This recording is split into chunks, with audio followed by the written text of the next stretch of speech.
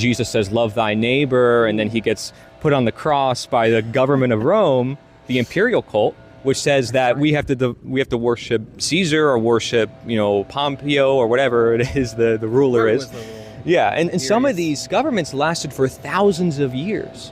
In America is not even 300 years old. We think we're like the best, we're founded by God, and it's like, but you look at the past, you're like, are we sure?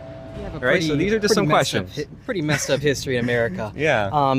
And so basically all that I would want to say to people is like, you think about what is necessary for a society to flourish, what is necessary for people as a collective to flourish. Does it require top-down, a state, which you mentioned earlier, we allowed violence for slaves back then, and we rightly consider it wrong today. Yeah.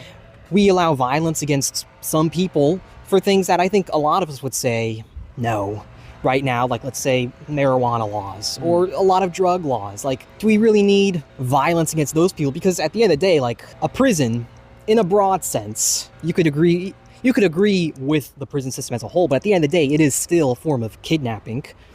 Is that a kidnapping that is just? Yeah. Is it worth it?